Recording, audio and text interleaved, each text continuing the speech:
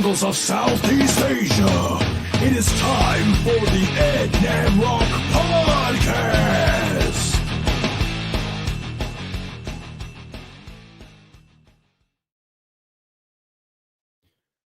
Good night. I can't say afternoon or morning because I record this shit late, but thanks again everyone for tuning in. Another episode. And now I have to make another announcement because I know in the previous podcast I announced that there was going to be a curfew for all wineries, breweries, restaurants that operate outdoors and serve food. Just to recap that, it's Friday tomorrow, and they start at 10 p.m. to, I believe, 6 a.m. That's the night curfew. But now, today, our awesome fucking Governor Newsom, which I have a lot of bone to pick with, he basically initiated a limited stay-at-home order, which, let me finish, prohibits all non-essential work, movement, and gatherings between 10 p.m. and 5 o'clock in the morning for counties who are still in the purple tier. So we're in the purple tier. Beeks, you're late. Shut the fuck up, man. And I love you. Okay. And he said that LA County will return to safer at home order in the count if the county experiences a 5-day average of 4,500 new cases a day, or if hospitalizations exceed 2,000, which is very possible, but you know, the numbers are pretty crazy. And I know it's because, you know, flu and cold season is here too. Now sprinkle some coronavirus on top and it's going to be a fucking mess, man. At this point, here's the thing. Don't underestimate the spreading of this fucking virus, and don't be questioning wearing a mask. You know, slow the spread. Here's the thing: the key word is slow the spread. You're not gonna eliminate it entirely. I know all you fucking Kevins and Karens are fucking bitching and whining and spitting on people at fucking Trader Joe's because you're stupid, and you think that's gonna activate the 5G in the fucking atmosphere, and then you're gonna grow a second dick or some shit. But slow the spread. That's the goal. Because the last thing we need is a national fucking lockdown, which is in talks right now with this new administration that's coming in with Biden and Harris.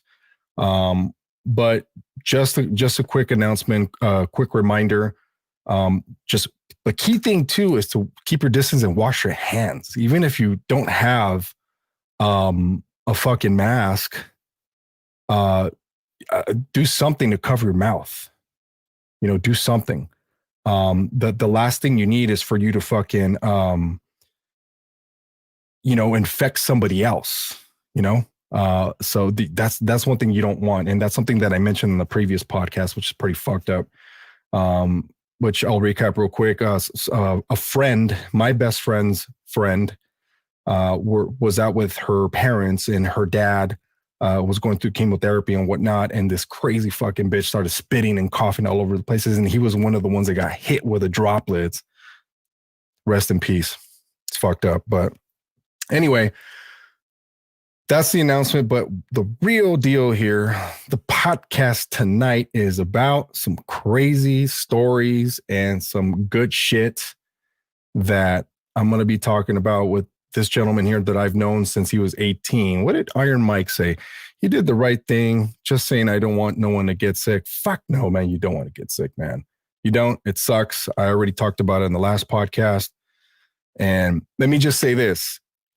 Whatever your favorite food is, kiss it goodbye for 2 weeks because you're not going to taste it. If you're lucky, just saying. So, but without further ado, I would like to introduce my longtime friend and former colleague of a long time, Mr. DJ Roca, otherwise known as Marcus Romero, a.k.a. Mowgli, a.k.a. Nalgon. We have so many nicknames for each other, dude. It's freaking ridiculous. Man. Good to go on for days, man. Thank you for having me, man. I appreciate you. I've been bothering you for how long already? Like Not that long. I'm like surprised you even wanted to get on. I'm like, okay. you know what you needed for this introduction? You needed like some little horns and some little like kids that go, yeah. That's scary, dude. You know what that reminds me of? I don't know if you watch pro wrestling. Yes, exactly. But I there's did. this one guy, well, his name's Bray Wyatt, but he goes Yeah, by the Fiend. of course. That shit hit home. And ever since I started, I mean, I haven't caught up with WWE ever since pandemic hit, dude, because it just changed. That fucking character right there just really did it for me. And then now he's got Alexa Bliss as, I forgot what her role is, but she's fucking creepy too. And it's pretty cool, man. But nonetheless, I haven't caught up. I But got hey, back into wrestling because of my son. The last few months, oh wow, really? yeah, like completely. Like That's I would crazy. say I'm like about a week late, but I'm pretty much caught up with all the wrestling right now. It's pretty funny. Wow. Okay. Okay. Well, that's fucking cool, dude. Like, Yeah. so I I don't know where to start with you because I've known you for so damn long. I've known you since you turned 18. It's been a while, man. And here's the thing is I want to reminisce about a time where lions fucking roared in the jungle of Montebello, bro. Oh man. And you know, before, just to give everyone a background as to how we know each other, and I know your fan base now being DJ Roca. I know it's small and strong, but a lot of people have been bugging me about like, hey, when you gonna talk about the old Montebello Town Center fucking, you know, days? And I'm like, well, I first and foremost, I need to get someone that was there throughout those times, and the people that I want to bring in aren't necessarily available. And then perfect timing, you come in, and I'm just like, okay, now we talk. Well, let me just give people some context as to how I know you. So, and then feel free to chime in and add in and sprinkle some of your story. I was working already at what used to be called the Montebello Town Center since 2001. And I worked at Walden Books. I don't know if you remember that store. Yeah. And then it turned into, I think, Borders, and then it eventually got taken down. Then I worked at Radio Shack, and I never told you that story, Marcus, because that ended very, very messy, and we had to hire a lawyer because we were detained in Montebello City Jail because they were trying to pin a $200,000 inventory loss on 3 fucking chamacos that didn't know any better. Let me guess, you were one of them. Yeah, they were trying to coerce us to write a statement saying that we did it. Oh wow! You got to tell me that story. It was stupid. We knew exactly who was the culprit. It was the manager, but the manager quit. So there was no one else to investigate. He basically evoked his Fifth Amendment right. I wrote statements saying, hey, I took a pack of batteries and a fucking whatever. It amounted to like $70, you know, whatever. And I'm like, I'll bring it back because I was going to pay for it anyway. Because, you know, back in the retail days, you know, you take something, you know, you're going to pay for it. And then, but now things are different. But so that ended into a mess. And then I took 2 years off from working at a mall. And then while working for Singular Wireless authorized dealers, I came across a Singular Wireless corporate job. I applied for it, went to the training in Tustin. Actually, no, I went to the orientation in Tustin at that call center. And then I don't know if this happened to you, Marcus. I'm pretty sure it did, but they didn't send me to training until after I started working, like 3 months after. Yeah, I ended up training when I got hired. Well, where do I start? Well, before we go that far ahead, let's let me backtrack a little bit, because you actually, we share this commonality with this fucking company. And when I applied, I was working for this company, I'm sure you know them, called the Mobile Solution. That's where I came from. Yes. And I worked in Downey at the Stonewood Mall Okay. and at Lakewood Mall. And for those, I mean, a lot of you listen to this podcast, but those They watching, hear the mobile solution. I was there at the mobile solution at the end of it when shit was just hitting the fan left and right. I heard everything about what was going on with other stores. Uh, yeah, it man. was wild. It was Yeah, wild. it was crazy. What's up, buddies? We're talking about some sales tranzas that took place back in the day, so stay tuned. Oh my God. Wow, Gabe, really? You leave me, you leave my Montebello location, you don't feed me my delicious beer. You leave me. I don't forgive you for it, Gabriel. I don't. Okay, so we came from that environment, and for those who don't know that style of Sales. kiosk sales, I'm sure. I mean, people who are around our age bracket know, not the new generation. We were basically seducing you to come to us and give us your money.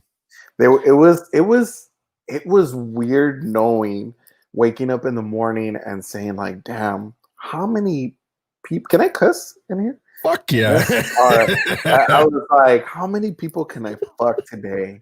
Yeah, Like, man. and you It know was what's boiler sad? room, That dude.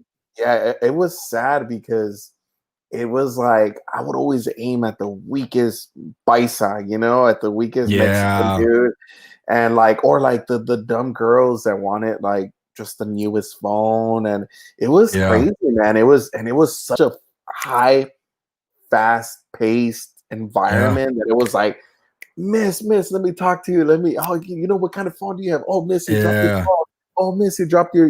Oh, Pat, we'll throw a pamphlet on the Oh floor. my God. What was okay? Let me ask you this question because you know this. What was your favorite either line or technique to just basically just I got you, bitch? For me, it was a handshake. Like, oh, how are you? Like, I'll stick my hand out. Once they would shake my hand, I would hold it just firmly enough to pull them. Like, oh, how are you? Like, oh, what's your name? Like, oh, oh, nice meeting you. What kind of phone do you have? Like that was like my favorite way because it wasn't so much of a creep. It was more like introducing myself. But it was weird because Wow. some of the other reps would drop things like they'll drop their pen and they'll be like, "Oh, miss, can you give me my pen?" And like they will pick it Yeah. up, and once they pick it up, they'll be like, "Oh, let me talk to you and let me do this and let me do that." Boris, I love it for The smart girl rule of thumb: always avoid the kiosk dudes. Don't make eye contact. Fuck that. Okay, so Georgine chimed in. That was my main target the was pen. the pretty girls. Oh, okay, And okay, it would always work because and you've seen it in action, man. Because yeah, we'll get to that part. But at the mobile solution, I would see they would purposely not make eye contact and they'd have their phone like this so they wouldn't make eye contact, right? And I'm like, hey, you have an illegal antenna on your phone back when the phones had yeah. antenna. And they're like, what? I'm like, you have an illegal antenna on your phone. Watch, come here, let me see it.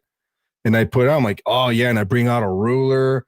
I fake like I had like a fake X-Acto knife, and I tested. I'm like, oh yeah, it's illegal. I go, this stuff is cancerous, right? And she was like, what the fuck? And I'm like, yeah. I go, let me help you out. I go, this one is cancer free, and I go like that. And I swear, dude, I would pull out all the stops, and then the other technique I would use is I would pretend I was on the phone, right? And I would time it. And I'm like, what? Who? The first person I see gets a free phone? Oh shit. All right, hold on. Hey, I'll go like that. And it would Damn. work, dude. It would work. Oh, It I would don't know. work, I man. don't understand. I don't know if it was the times that we were living in, but people would fall for this shit. Like I know I wouldn't fall for it now. You know what I mean? Like I don't understand how that worked. Look what Boris said. He said, cell phone guy's worst nightmare was to bump into another sales guy. Can't get me, motherfucker. I know what you're doing. Hey, but what You you know got? what? At that time, tell me at that time, whenever you would go to another store and they would try to sell, you'd be like, "Man, I sell cell phones. I know it's up." You would let them know. And I'm like, hey man, I know the hustle, man. And yeah, it was kind of like a little sorority too, because we'd see each other at the same bars. You know, someone who had a bad day. I mean, I had plenty of fucking bad sales day. Everyone did. Yeah. So you needed to hang out with them afterwards and then just do something. But then the environment changed for you and I. Yeah. Well, I came first. I went to 2 kiosks. First, it was the Pico Rivera Gigante kiosk inside the goddamn supermarket, bro. Yeah. And I don't know if you remember that, but that was short-lived, but it was cool. Quotas are low, and we got to eat every day. Free Rockstar energy drinks because they didn't charge us because we were hooking up the whole store with phones. So fast forward, I get transferred to the Montebello Mall, and I was already lingering there, and I already met you and the homegirl Sitara. Oh, Yeah. I still talk to her. She's cool, man. But I remember she was a banger too, man. And that was the key word back then, is you were a banger. Yeah, not like now, as in hot for people. Yeah. Now a banger is either the track's hot or the person or the girl is hot. But back then, when you were a banger, that means you could sell you could sell shit to a dog, man. That's what it was. Yeah.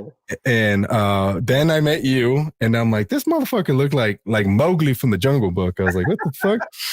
And instantly we clicked. And then your story is, of course, that we both know how TMS ended. They were such a corrupt business, and everyone was participating in the glitch that happened with the system, and making double the commission and whatnot. Yeah. So a lot of people bailed. And then it's funny the way comes Marcus. The way I remember getting hired at what was Singular at the time. Yeah. Weeks prior to me going to Singular. Well, we already knew you because we were right down the hall from each other. You ran next to each other because there was 2 kiosks. Remember, there was the one by the food court, and there was the one by. It was like Vans, and it was like that's where we were right next to. That's right. and it was funny because I remember 2 weeks prior. I don't know if anybody knows him, but his name was Alberto Espinosa. Right, rest in peace. We know him as Berto. Yeah. So he was always like, "Hey, Dick," the way he used to talk. "Hey, Dick, when are they gonna come over here and look for me?" He goes, "Fuck them guys," Yeah. And it was just so weird. Those 2 weeks were so awkward because it started getting into the deal that there was already agents that were watching us. They were sending agents, and I remember I was able to see him on the top walking around. Yeah. I actually encountered one time. He came up to me and he goes, "Hey, you're that guy, huh? You're that guy that could give me a couple cell phones if I only qualify for one." And I looked at him and I was like, "Nah, man." Like, he thought I was stupid.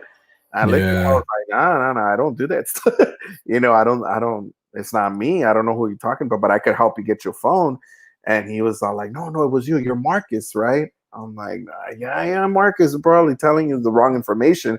So at that point, I got so scared that one of the other guys that I used to work with, he was like, "Dude, they went to my house. They're investigating me. They just want me to come in to act like everything's normal." But he spilled all the beans, Once he spilled all the beans and that happened to me, I was like, "I'm out of here, man." I went to Berto and I'm like, I'll go quit right now. You want me to go quit right now? I literally walked over to my manager, whose name was Uzi. I never forgot his name. Usman. Usman. Yeah. And I went up to him and I'm like, "Hey, bro, I'm out." He's like, "What do you mean?" I'm like, "I'm out. I quit." And then I walked over to the kiosk and I'm like, "Hey, Berto, I fucking quit right now." And he's all like, "No way you did it." And I'm like, "I just quit, Berto." He goes, "Fucking Mowgli, come on, let's go get you fucking supply." This motherfucker literally went and just signed some paperwork. He's all right, Dick, start working. And I'm like, I'm in my. He goes, "Don't worry about it. Just start working. Just start man. I don't know what he would do, but he had so much pull, and he created a badass team at one point that when all hope was gone, he pulled out all the stops, man. And man, that was the dream team at one point. I know there was another dream team there before us, but when they left, the dynasty went with it. and they were running on a fucking just bunch of rookies. And then he came along, and that's when the whole dynamic changed. And I remember now speaking about singular AT&T, the one thing I would always remember about that fucking place is we had 2 fucking kiosks. And I don't know how we would decide if it was rock, paper, scissors or flip a coin. I remember rock, paper, scissors. You're on the shitty side. You never wanted to be on the side of the bag. Well, I mean, I didn't mind it because Victoria's Secret was right there and Hot Topic, and I would listen to good music, and then, you know, of course, in and out, you know, we were dogs back then and just checking out the girls coming in and out.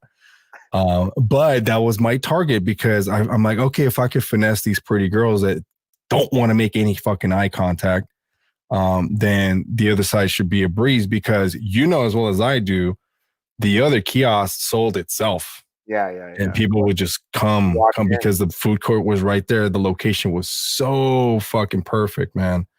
And what did Boris say? Oh, and can hook you up with a family bundle, cable service, internet, and 4 tickets to Speed Zone. To fucking Pico Rivera Sports Arena. Daniel. Look, Amanda. Hi, Amanda. Oh my, that's another fond memory is Amanda. I forgot the 2, Janet and is it Roxy's mom? I forgot. Is it her mom? The Armenian lady, right? Yes, I forgot her name. Yeah, I don't remember her name. Oh, that's right. Vita used to work at Daniel's. That's right too. Yeah. Fuck, man, it was good times, man. And that's one thing I remember is deciding who was gonna go to what side, and we started giving each other nicknames. And then I remember we would drink either coffee or you like the rock stars, right? Yeah, I used to drink a lot of rock stars. Yeah, we all did, dude. And then we would cheer you like to the big asses like that, and just start clanking. I'm like, God, yeah, we miss you too, Amanda. We're reminiscing about those times. And another thing I never forgot is Smiley. Oh, Smiley. And I think he's still alive, man. Yeah. Because remember he was a bodybuilder right? in India? Huh? The liquor store guy, right? Mm-hmm. Okay. News Plus was the name of the fucking store. And it was the name of his worker. I always used to think he was gay, but he was a cool guy. I forgot his name. Oh, yes, Sonia. Okay, Sonia Sonia at the Daniels. Yeah. But Smiley's coworker was what was his name? Damn. It was Daniel, right? I think so, but he was cool too. But I don't think he was gay, dude. No, he just like, for me, for example, my gaydar is very high, dude. But no, what he was is I think he was a cosplayer. Like he was into, I think, Harry Potter. Oh, okay. So he was always kind of in character the whole time. And I don't know if Amanda remembers him, but how about you remember Rosh, the ice cream guy? Yes, he's still there. Oh yeah, that I do know. He is still there. He looks the same. That guy has not aged. Him and his wife, dude. Oh my God, Chris, what's up, dude? Do you remember Chris Castañeda? Yeah, he was part of that dynasty before us, and he got his own store, I believe, in, I want to say, Inglewood. I got a story for everybody like that's gonna tune in and watch. I'm not gonna say his name, but I know you're gonna know who it is. Yeah, what a trip that the way he would sell cell phones that just came to my mind when I was already at Singular at the time. But this dude used to sell it to guys showing them porn. Like, hey man, did you know you can watch porn on your phone? And the guys would be like, nah, really? Like, you can watch porn on this motherfucker would start selling this. Bro, I seen him a couple of times doing it, and I could not fucking believe it. And he would sell 2 or 3. I remember this, yes. And I mean, he's not on Facebook or social media, but And I don't mean to throw him under the bus whatsoever because I've known him personally, but that was just how it worked. His name is Philly. Yeah, I wasn't gonna say his name, but yeah, it's Yeah. to sell him. I mean, that's all I'm gonna say. I mean, nobody knows the guy, but yeah, you're absolutely right. He not only that, but he also had the Girls Gone Wild DVDs on his phone. And look at Georgine porn. I would have been sold. Of course. Of course, Georgine. You want 4 phones, you want 5, but you only qualify for 2. No, it's trippy. We all had our different techniques. We all had our different rapport with our customers. But one thing I remember about you is what was that one thing you would always tell people, whether they were paisas or just common folk that would come by. What was your line? You know your line, dude. What was the line? It was like a very. I had a couple of them. One of them was like, "Hey, órale, señor, somos raza, hay que ayudarlo a la raza." And then the guys, the would be like, "Yeah, we're raza. Let's help each other out." So I'd be like, "Oh, okay." People would pass by, and I'll be like, "Órale, señor, vente para acá, vente, te agarro la especial del día," like all Mexican, and they'll look at me and be like, all right, cool. Well, what kind of special you got? Because I would always tell them free post, you know? And then I think one time I've seen you like, ¿dónde está la esposa? And, ya está. No le diga nada, venga para acá, venga. And then we would basically... tell them, ¿quién tiene los pantalones, usted o ella? Yeah. We would play the fucking machismo game, dude. I remember. It's funny because Amanda and Sonia, Vita, all the girls there, and Fidel, dude, manager Fidel, they would just trip out on it. They would just sit on these motherfuckers. Look at these guys. I'm surprised we never got like sued or in trouble. No, you know what we did get in trouble for was hawking. We weren't supposed to do it. We weren't allowed to agree. And I'm like, oh, that's fucking bullshit. I'm like, I'm not a mute. Like, I can say hi. And I remember in 2006, early 2006, the manager, really pretty girl, really short. I forgot her name. But she's like, no, you guys can't do that. And your sign is backwards and your sign's got to be like this. And I'm like, just let me sell you a phone and I will pretty much take care of you, whatever you want. I'll pay your bill here. You don't have to go anywhere else. You have to mail it. And she looked at me. She's like, okay. And ever since then, I had to call, the man, I had to call Berto. I'm like, hey, mall manager, got to take care of her. He's like, all right, dickhead, get her everything. Then go in the inventory room, get her this, get her that. I'm like, okay, cool. Fucking inventory room was way at the end of remember that? We had to take the bus, bro. Dude, it was way in the corner at the end, outside. Like, dude, that place was crazy, man. It was crazy. Yeah. I see. Chris says we weren't supposed to agree. I don't even know if it was written in the policy or the employee manual. But fuck. Oh yeah, look, Amanda, I would send you guys customers after they bought jewelry with me, and vice versa, man. Because all the paisanos, dude. They're all about the gold, man. And then at Daniel's, I remember at the time it was so easy to get credit that everybody was popping out with like little fucking chains. Everybody wanted to wear a chain, a ring, a necklace. I didn't get that about you guys. I don't know why. You know who started it? Martillo, bro. Yeah, Gustavo, man. Gustavo. I love that guy. He would wear silver a lot. Yeah. But I mean, that for me, that ended in 2008. It was a big mess. And then you got transferred out. And then we didn't see it. We all went our separate ways. And then I want to working for Washington Mutual. Oh wow! Right when they went bankrupt, dude. Crazy. Washington, yeah. And then they got bought out by Chase Bank, dude. Were you a banker or a teller? No, it was just a bank. I was a bank teller, and I was about to move to to personal banker. But check this out. I got fired from that job for a transaction that came back fraudulent, man.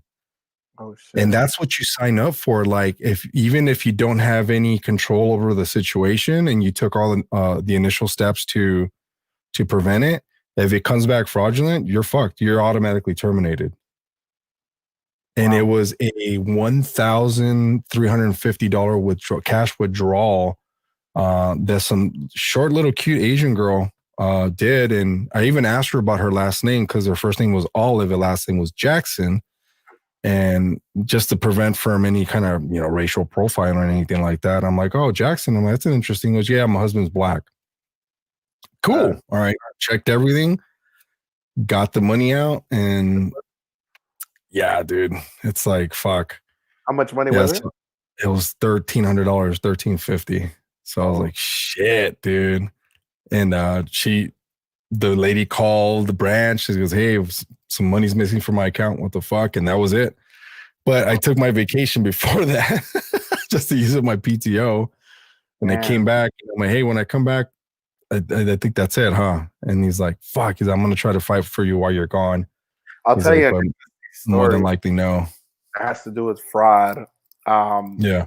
I ended up working for Sprint for a small period of time, less than a year. And I had never gotten fired from anywhere. And that was the only job that I've ever got fired. But I was actually on vacation and I got a call saying that they had found out that they knew that I was stealing phones and that I was stealing equipment, like speakers and shit like that. Well, I was never stealing anything. I was being smart about it because at Sprint at the time, there was so much fraudulent stuff. So what I was doing is I was actually buying some of the equipment and then I was buying the phones back, like the used phones. And then I would buy them for like $100 and then I would turn around and sell it for 300 and then I would buy speakers, right? I would buy the speakers at my discounted price, but I was buying so much discounted shit. Oh yeah.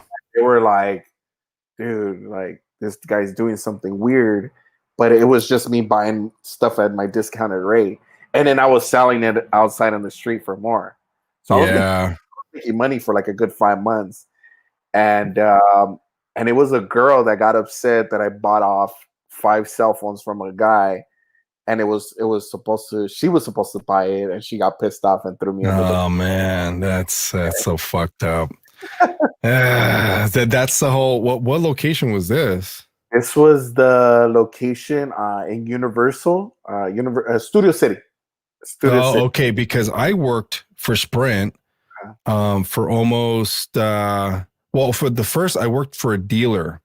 This is post Chase Bank, right? And because I knew you were with AT&T for like another 5 years after that. Yeah, I think total AT&T. Your last year was what, 2012? Yeah, like 8 years, almost 9. Almost 9. So with 1 year off, right? Yeah, with 1 year off. Yeah. Yeah. So I wound up I sold karaoke machines for almost a year and a half, believe it or not. Yeah. And great job. But dude, that ended in disaster because that place was just a political mess, dude. And then I ended up quitting and then getting fired, which is the rarest thing ever. But I'm glad that's over with because that was a mess.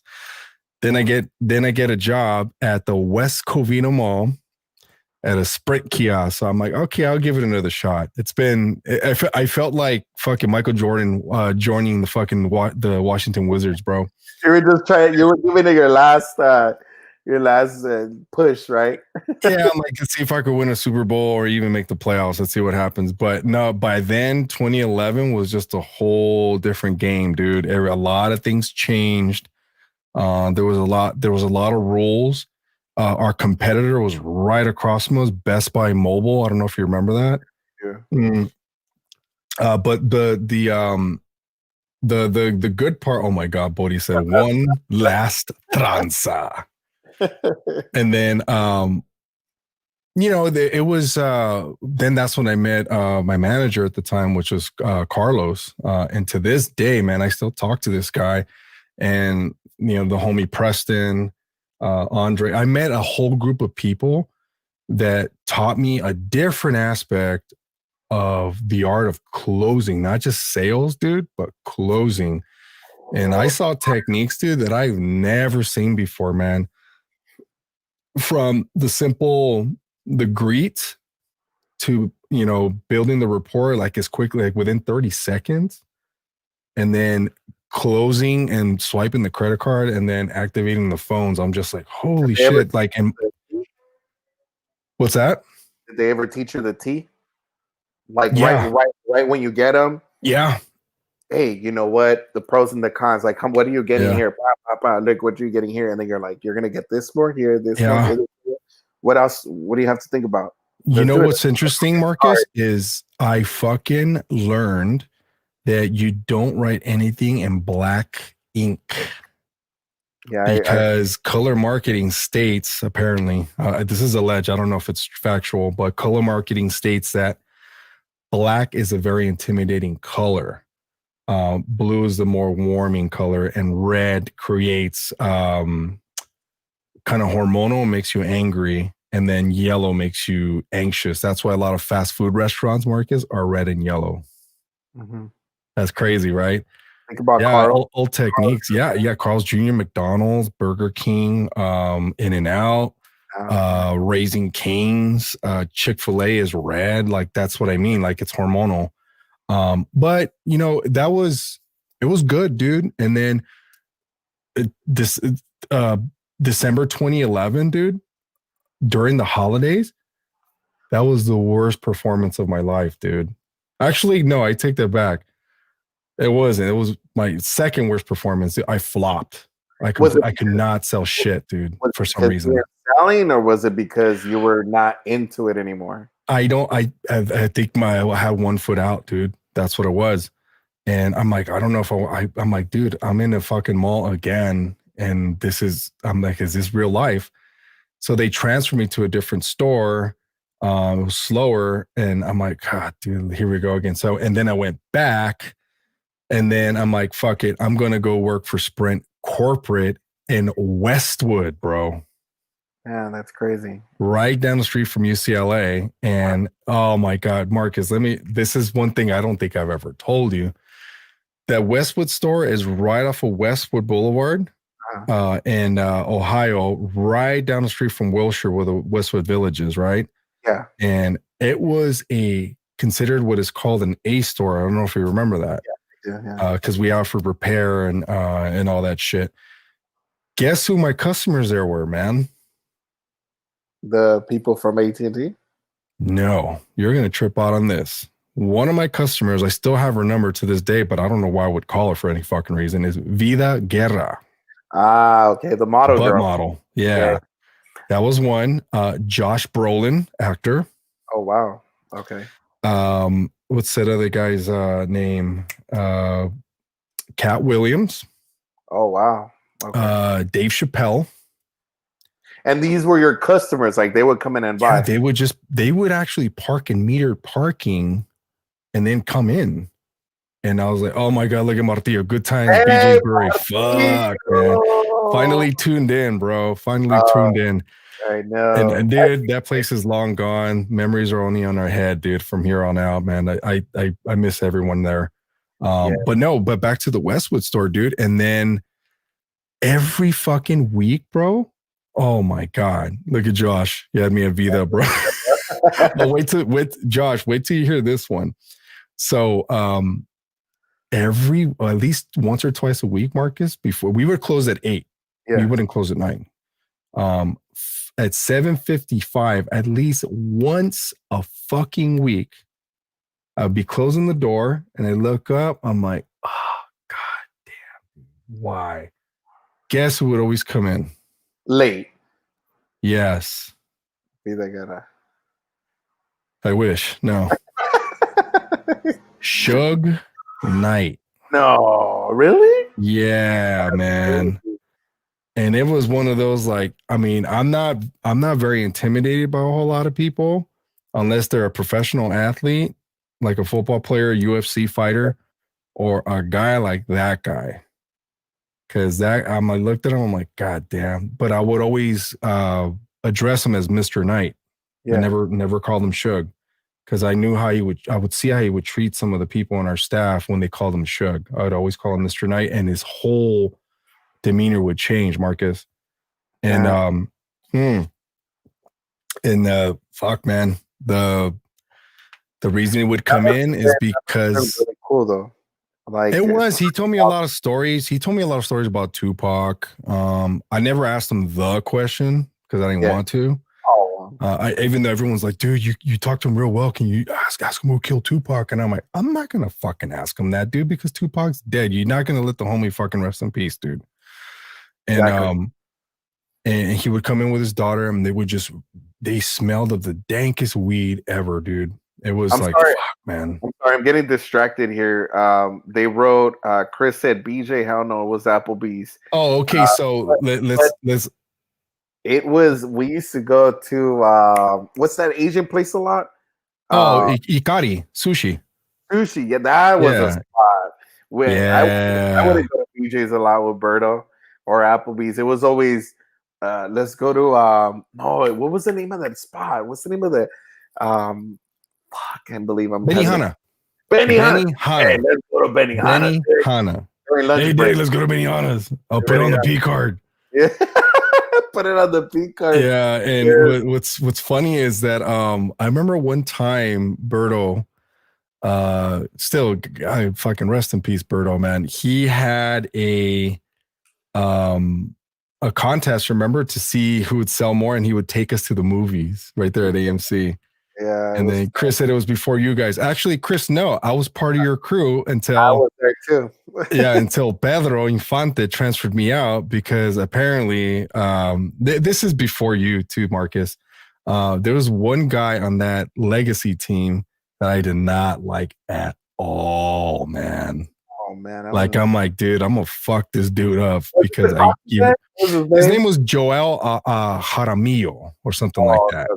I didn't like the way he carried himself. I didn't like his demeanor. I didn't like his tone and delivery. He called me a punk ass pimple faced kid one time, and I'm like, dude, I'm just waiting. And then I try to avoid him. And then one time I left early because I had told him that I will be back because I was going to go get some food, and I got in trouble for not clocking out for lunch because back then you would just fill it on the Excel sheet, and that fool threw me under the bus, and they transferred me to the AT&T Singular store on Beverly and Montebello, and that's when I met Mr. Ramon Corral, who's still with the company. That's great. You know who's still with the company too? Joe Gomez. No, I nicknamed him the Grinch, Sergio. Oh man, that's another guy I've been wanting to have on the podcast because I still talk to him. He's going on 15 fucking years, dude. Right? That's crazy. And he is the last of the Mohicans. Still fucking smokes like a chimney. Starbucks. Still and the smoke dick. Papa Pimple Playboy. I told him, I'm like, hey, you gotta come on. Because him and I started at the same Pico Rivera Gigante kiosk because it was only me and him, dude. We would work literally 7 days a week. Wow. And then my homie Jose came in and he got hired there too. And Chris knows who Jose is because Jose was just, oh man, when Jose went to Chris's store, he was just a nightmare. He could not get up and fucking show up on time. I think he was also checked out too. But anyway, good times, man. But back to Westwood. So Suge Knight would fucking, you're gonna laugh, dude. He got a BlackBerry, right? Remember the BlackBerry curves when they were in? Yeah. And he used to call me young man.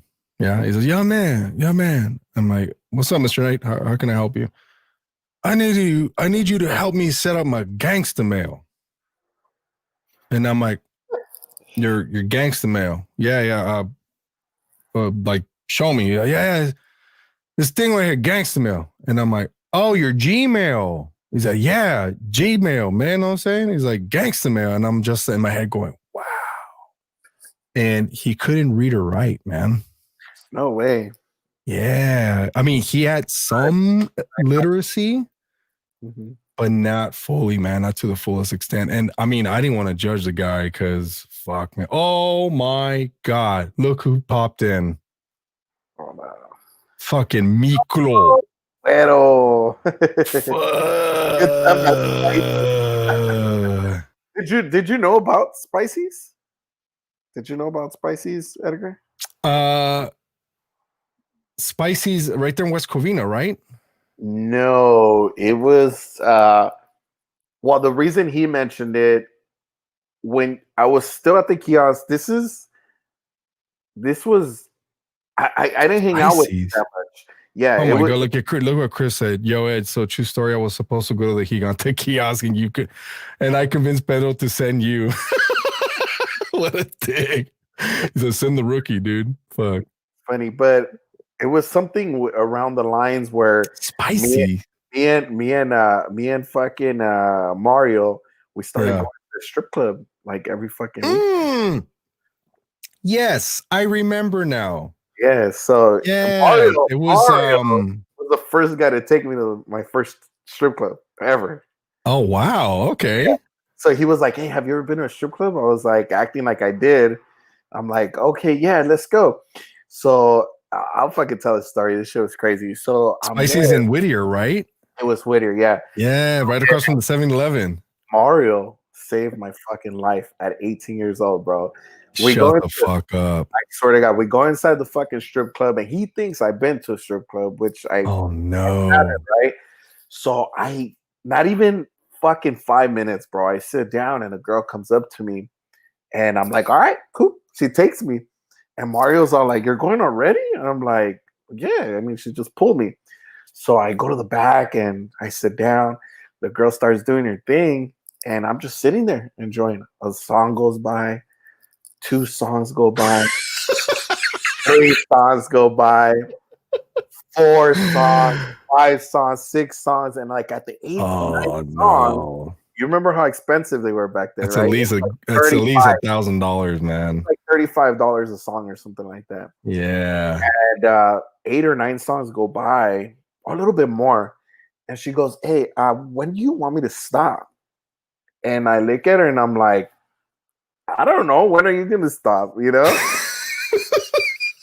She fucking looks at me and she's all like, "What are you Oh talking no. about?"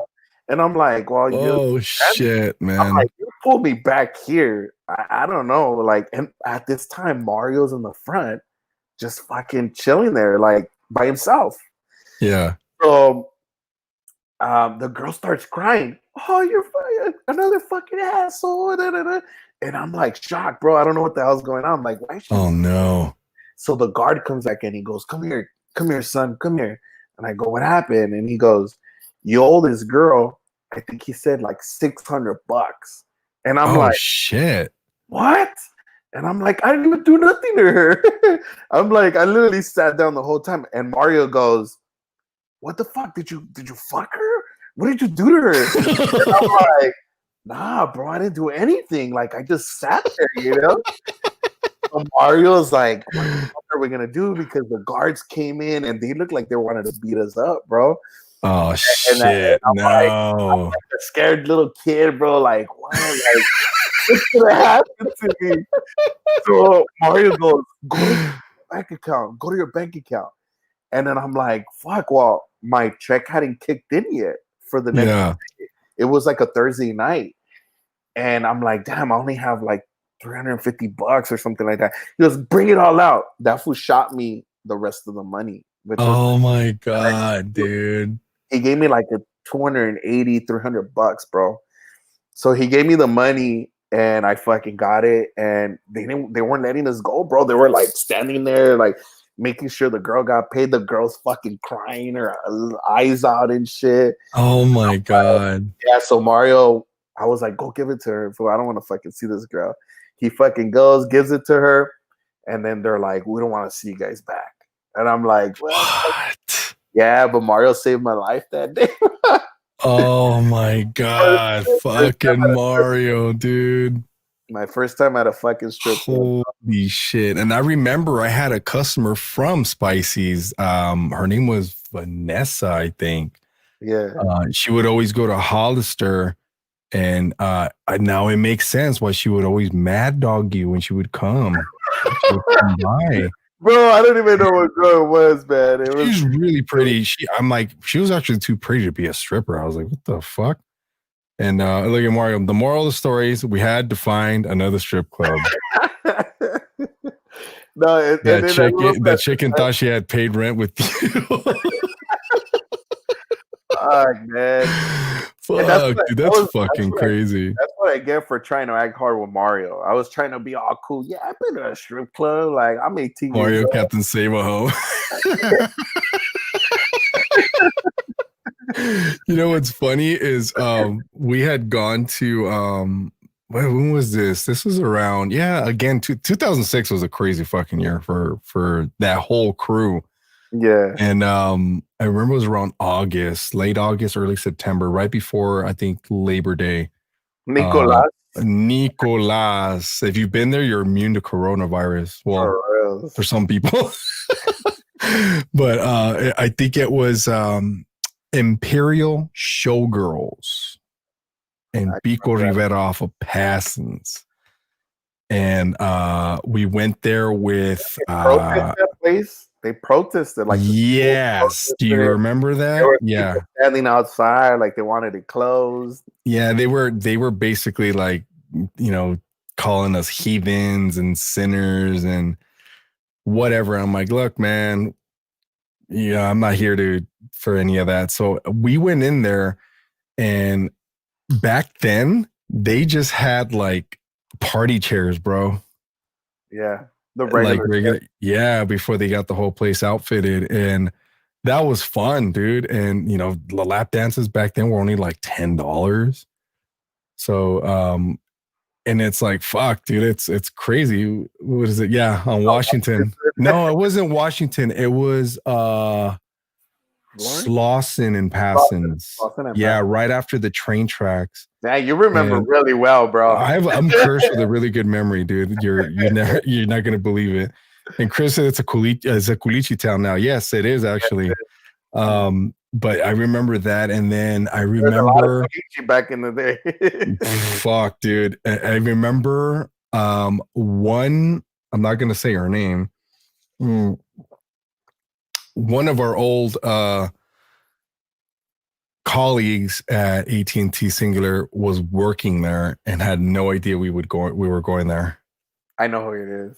Yes, and I'm like, that used to work at Verizon on the top. Yes, and I saw her, and I'm like, "What are you doing here?" She goes, "What are you doing here?" And I'm like, "Fuck!" I'm like, "You want some money?" She's like, "No, not from you." And I'm like, "Well, go hustle. Don't worry about us." She goes, "I don't want you guys to see me naked." I'm like, "Bitch, please, come on." I go, "Just do your goddamn thing, and you know, we'll talk about it later." No, but she was really good at it because she was also in sales, and she was trying to buy a BMW or some shit like that, and that was easy money for her.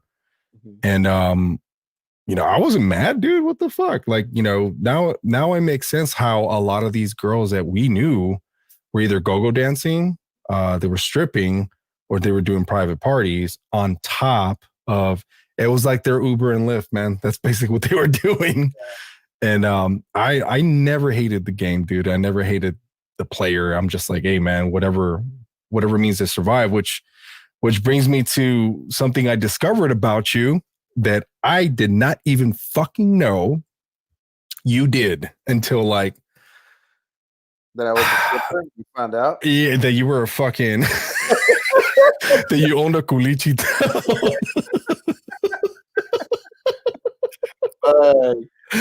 I didn't know you were a fucking DJ, bro. Yeah. How did that happen? How did that even start? Man, I never even knew. I was already, when I was working at AT&T, I was already like, well, when I just got hired at Singular, I was hot. Like at that time, I was DJing everywhere. I was one of the only DJs like in LA. You could probably count them. It was probably like, what you were spinning. I remember you told me. Remember that all ages club off of Norwalk? Yeah, it was called. Oh my god, that's so funny. It was called Strawberry Sundays. It was called. Strawberry Sundays, and then there was another one. You could literally see it right off the exit. It was Strawberry Sundays. Um, There was a few of them. There were. I didn't play at all of them. The one that I but played you the most. invited me to one of those. I think you were spinning at that one, and I got so trashed, bro. But it was an 18 and over club. The one I was inviting everybody. It was called Baja Sundays, but that was 21 and over. Yeah, That was 21 and I over. remember Baja Sundays. I don't remember much, but yeah. Yes, after 91. After 91, what was it fucking called? It was geez, dude, it's on the tip of my tongue. Yeah, Amanda was a good supporter. Those are fucking okay. So you started gigging early, like right away. I mean, first and foremost, you started DJing already in your teenage years, or what? I actually started DJing when I was in 7th grade, which you're how old in 7th grade? The boogie. There you go. That's what it was called. Yeah, I remember that. Yeah, so I started DJing young. I was in 7th grade, but I didn't start gigging till the end of my 8th grade year, going into my freshman year in high school. So you started with vinyl? Yes, I started with vinyl, and Oh then shit. so I started playing at a lot of like house parties, and then that led to like the 18 and over clubs when I wasn't even 18 yet. And then it led to 21 and over clubs. I even used to play a lot of the Ibiza. You remember in Uptown Whittier? Fuck yeah. Ibiza, what was it? Crazy Horse, Margarita Jones, Baja Sundays. I was playing a lot there. There was a lot of disco and freestyle music that I was playing there. And so when I turned 18, I was really hot. Like I knew a lot of people, a lot of club promoters. So I started playing a lot in Hollywood at that age. So I was doing a lot of the big Hollywood clubs, Basque, Mansion. It was La Mirage. That was the place. La Mirage was 18 and over. Yeah, I played there a lot. Yeah.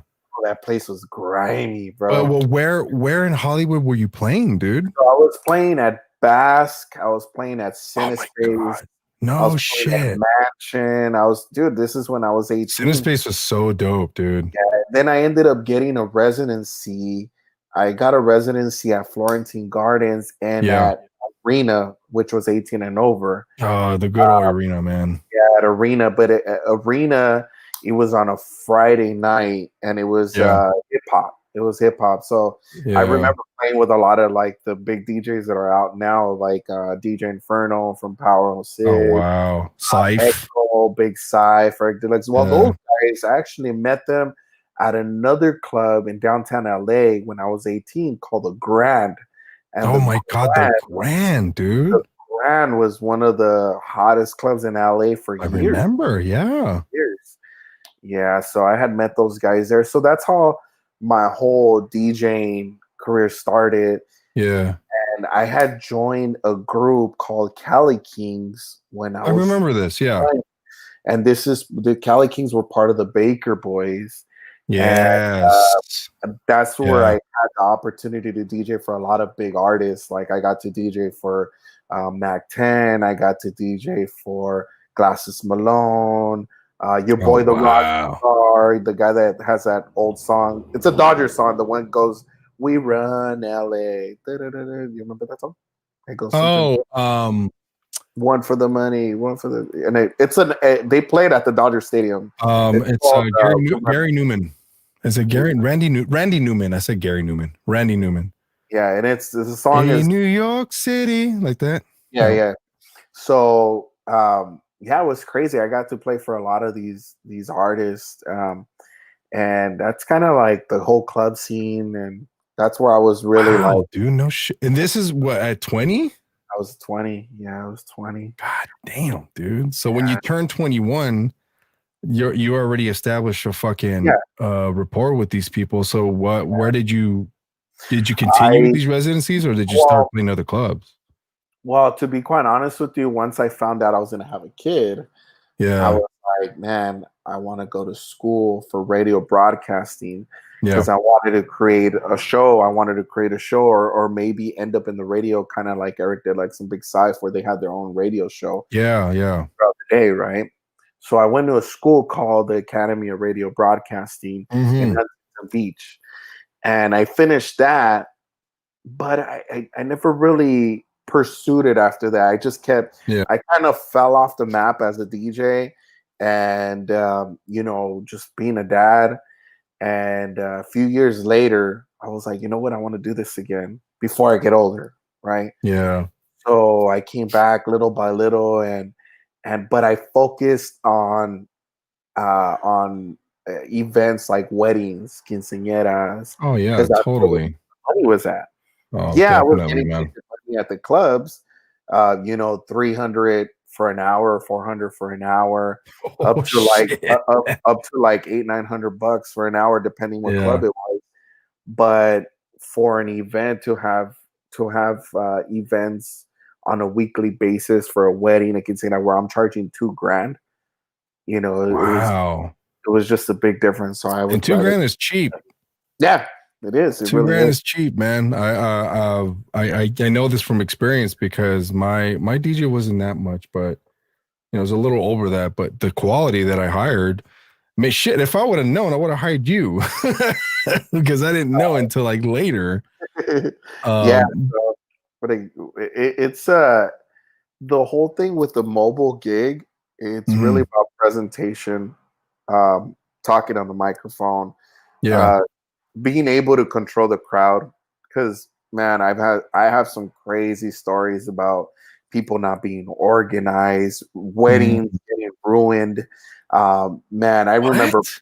Yeah, man, I remember this couple that called me and they're like, "Hey, we're gonna get married, da da da." And I sit down with them. I'm like, "What do you guys have?" Nothing. They had nothing ready, and their wedding was Oh like a no. few months from now, right? So I'm thinking in a few months they'll get their shit together, right? I ended up going to the wedding. There was a dumpster right next Yeah. to where they were getting married, right? There A was a dumpster? dumpster, a blue big ass dumpster, and then What the yeah, fuck? wild. And then as they're getting married, like there was fucking like they didn't even like sweep the floor or nothing. So this fucking like peanut, like the peanut, like somebody was eating peanuts, and there was fucking crumbs, like, and with the air it was like flying around the floor.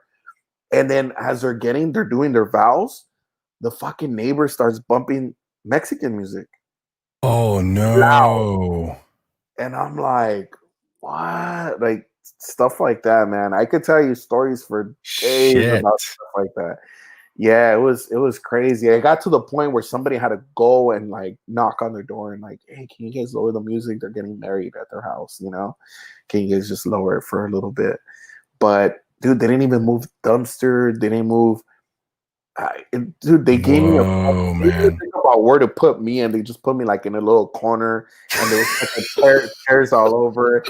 It is wild, bro. Let me ask you this question since you've got some stories. What was the one gig that you did where it wasn't exactly the ideal place, in the ideal setting, but man, like the entire fucking night or the entire gig was just like one to remember.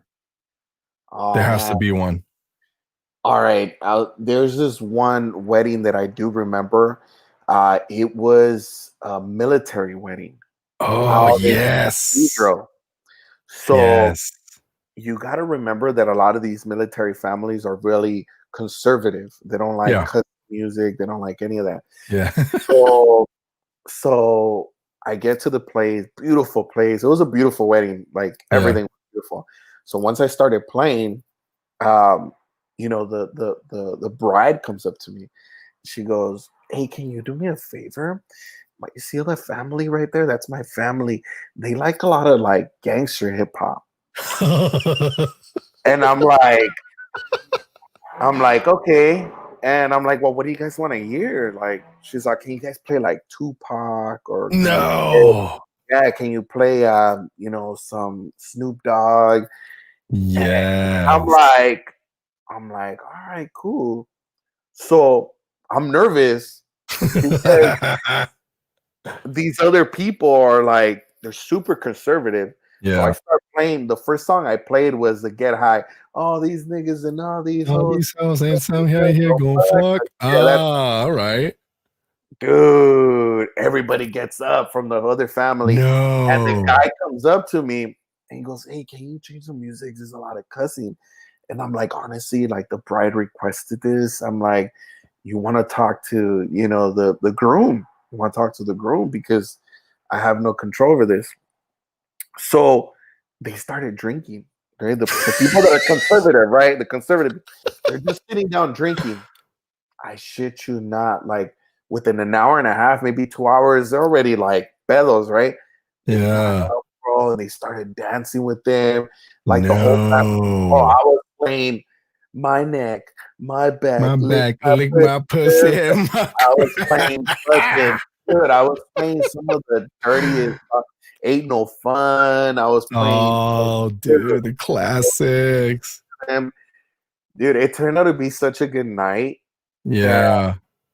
the grandparents of the dude's conservative family were Yeah. dancing, bro. And I was just No. That's how you know, dude. like, dude, the way they were dancing and like, how they're old, so they're like, Yeah. bro, it was comedy. And I was just like, every song I was playing, I Yeah. was nervous. I was like, oh my God, I wonder if they're gonna trip on this song. I wonder if they're gonna do it. Boom, I'll drop it. I'll be like, oh, it worked. And they're like dancing to it. But it was such a good night because I thought it was gonna be a nightmare. I thought it was a Oh man. nightmare. Like, fuck, his wife's family wants all this gangster rap, and then his family wants all the conservative stuff. But at the Yeah. end, bro, like alcohol. That's why if you don't have alcohol at your wedding, No, if it's a tough. straight edge wedding, it's not gonna work. It's tough. It's tough. I seen it, bro. Yeah. It's Well, tough. shit. I mean, speaking of tough, man. I mean, I know you're reminiscing of things that were pretty normal for you in the DJ game, but now that pandemic has hit and things are closing down, now there's another restriction coming up this starting tomorrow. Mm. Has that how? Let me ask you this question, not because this ain't no secret. What have you done personally as DJ Roca to adapt to this current fucking, I swear it's a compromising fucking time, but still keep your audience intact? Because I know a lot of other my DJ buddies are doing the live stream, which I know you've done too. But the quality is what needs to be there. So what have you been doing to basically get with this time right now? And Trip on an then do you see it getting back to normal? Okay, well, for me, it was a little weird because I said to myself, man, the alcohol. So it was a little weird for me because I don't, as I'm pretty sure because I posted a lot. But about a year and a half ago, I started managing a Latin reggaeton artist by the name of Yeah. JV Tunes. Um, Wait, what was the name again? JV Tunes. JV Tunes. Oh, And yeah. Okay. so, I remember now. Yeah. him about a year and a half ago. He's actually in Cancun right now recording music. Oh, And wow. Must be nice. yeah, I was actually supposed to go, but little things happen here and there. Yeah.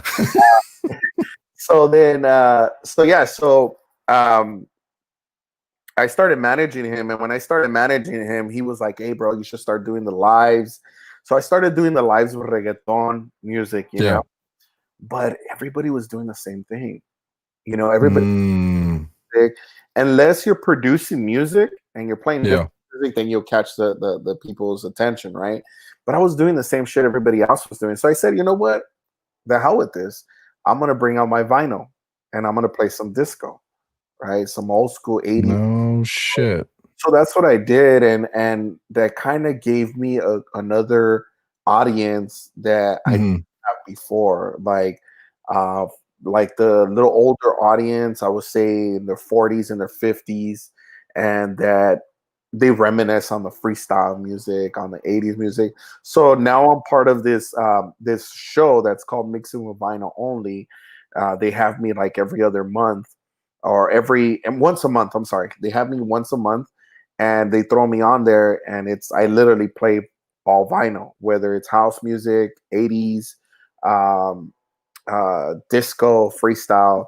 So that's how I No shit. apart from that. Now, I have had a couple of COVID gigs, which has been very awkward because, Mm, you know, they try to come up to me, and I'm like, oh, whoa, it's COVID. Yeah. Keep your distance.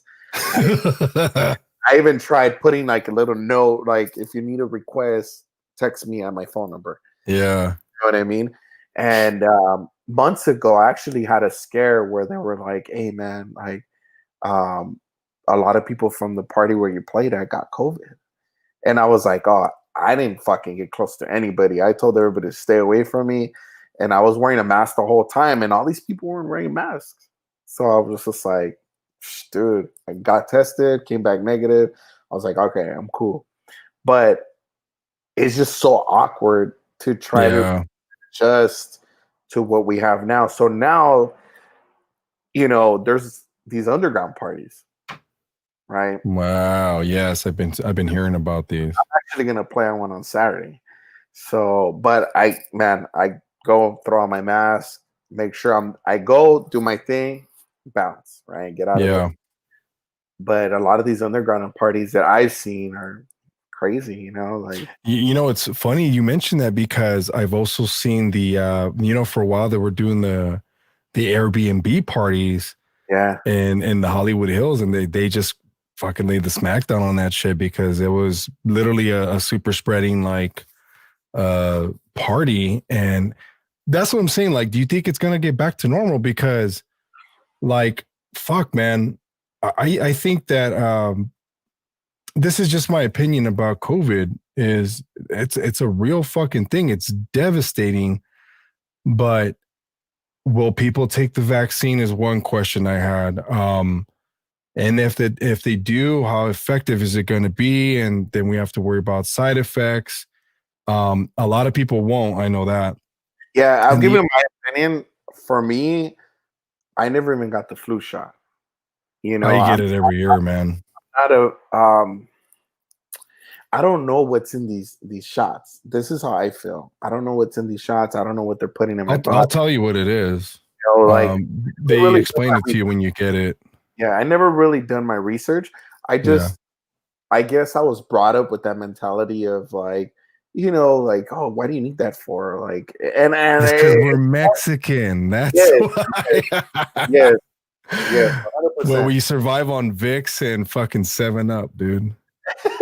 So to me, I was like, I gave it to my son. I told my son, his mom actually wasn't happy about that.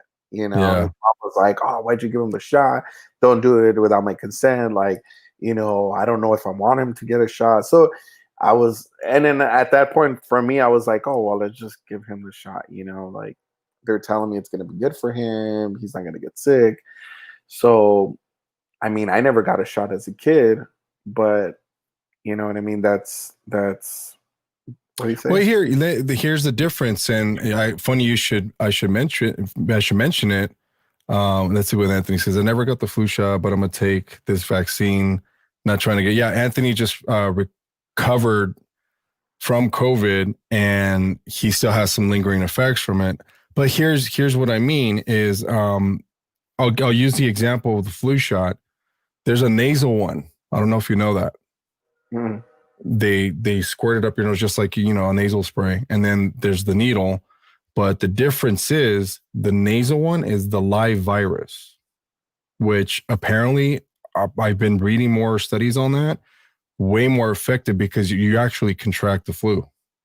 Mm. Some people it hits. Yeah. Some people it'll hit you hard or not, or you won't hit you at all. For children though, their immune system, if it's not, compromised, develops the antibodies a little bit quicker. And here's the thing about the needle one, the shot. The virus is, I believed, it's kind of broken down, like it's shredded. It's not a live virus, but it's enough to linger in your system for your immune system to recognize it and start identifying the intruder. But the fucking nasal is a live virus. The Kaiser don't offer the nasal one anymore. My kids, well, actually, Anthony, my son got it today, and we had a survey, and they basically they distinguished between the needle and the nasal spray. So. I don't know if I'm gonna sound stupid asking this, but do you really think doing that in a few years, your son won't get it, or I mean, I sometimes I feel like some of these vaccines, this is my personal opinion, Mhm. are not necessarily useless, but you only do it once a year, Mhm. and just to not get sick one of the years. I mean, there's been years where I didn't get sick for years. I didn't get sick for like 2, 3, 4 Yeah. years, and then I got like bronchitis, or I got like the Right. flu or something. So sometimes I feel like I would be hurting my body and Mhm. giving myself these vaccines. Well, here's I mean, I have a lot of friends that are straight up like anti-vaxxers, and I've had a lot of interesting conversations with them. And don't get me wrong, dude, they bring up some great points. But a lot of it is fucking subjective, dude. Like it's up for discussion. Like if have we had like a very bad outbreak of measles, for example? The answer is yes. Disneyland had a really bad one just like last year, dude.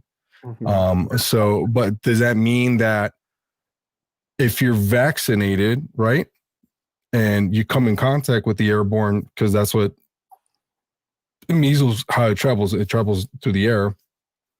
Does that mean you're 100% protected? The answer is no. But what is the benefit of being vaccinated? At least you've already had it introduced in your immune system, so at least you have a head start. Mhm. That's basically what it's really for. That's what they call them, boosters. But what would happen if you don't get vaccinated and you contract the measles? Chances are you're probably going to survive, dude. Don't get me wrong. So that's why, like, it's subjective, but are we walking biohazards with this stuff to an extent? Now that brings me back to fucking COVID-19 though.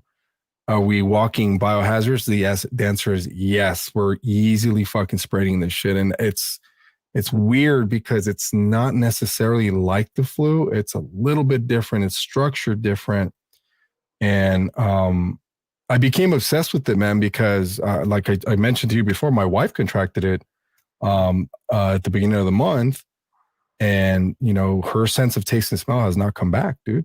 So it's it again, it's subjective. And then I asked her too, I'm like, would you take the vaccine if it's available? She said, I will only take the vaccine after the trials are over. And she's a certainty freak, dude, like most women are.